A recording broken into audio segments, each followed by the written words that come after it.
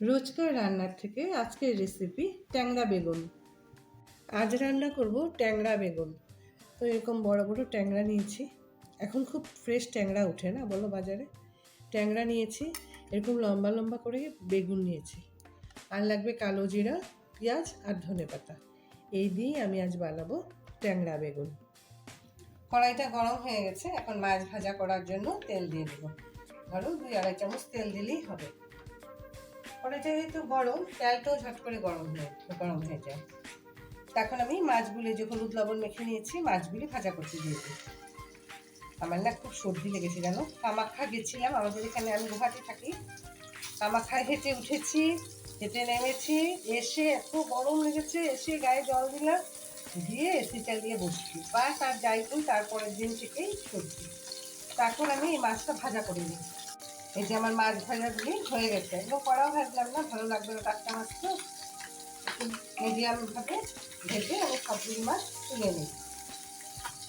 আমি এই যে বেগুনগুলিতে হলুদ লবণ মেখে নিয়েছি, আমি আর তেল দিলাম না, সেই মাছ ভাজার তেলেই বেগুনগুলিকে সুন্দর করে 2 পিস লাল লাল করে ভেজে নেব। কেন কি বেগুন ভাজার একটা সুন্দর গন্ধ হয়। ওইগুলি বেগুনটা আমি ভালো করে ভাজা করি। আমি এরকম লাল লাল করে ভেজে নিয়েছি, কেন কি একটু ভালো করে না ভাজলে ভালো লাগবে না। তো বেগুন ভাজাগুলি আমি উঠাই। এখন ওই তেলে আমি আর তেল দিলাম না, কেন কি মাছটা ভালো ভাজা হলে তারপরে তেলটা একটু কম দিলেও হয়। এখন আমি একটু কালো জিরা দিয়ে দিলাম, ধরো 1/2 চামচেরও কম কালো জিরা দিলাম। এখন আমি তাতে দিয়ে দিব সব মশলাগুলি। এই যে দিয়ে দিলাম লাল লঙ্কা, যে যেমন ঝাল খায়, দিয়ে দিলাম পেঁয়াজ বাটা,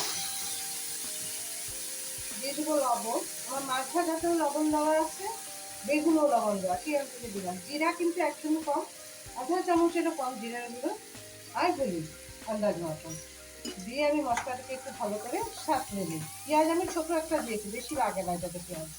যেমন মশলাটা সাঁতলানো হয়ে গেছে, কিনারে কিনারে তেল ছেড়ে দিয়েছে, আমি ধরো 3-4 মিনিট সাঁতলালাম। এখন আমি জল দিয়ে দিব। এই যে মিক্সচার গ্রাইন্ডারের বাটি, ছোটো বাটিটায় 1 বাটি পুরো দিইনি, অল্প কম জল দিয়ে দিলাম। তো এখন ভালো করে ফুটুক 2-3 মিনিট হাই ফ্লেমে, তারপরে মাছ আর বেগুন দেবো।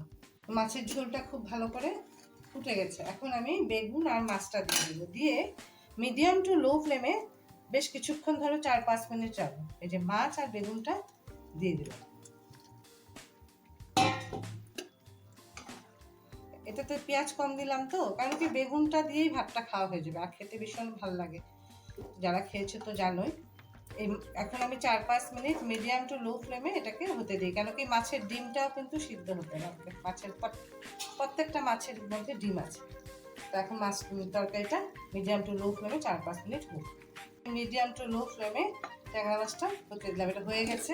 এখন আমি ধনেপাতা দিয়ে নামিয়ে দেবো। এই যে কুচি করে নিচে ধনেপাতা দিয়ে নামিয়ে দেবো। এই আমার কমপ্লিট ট্যাংরা বেগুন, হেভি টেস্টি গো।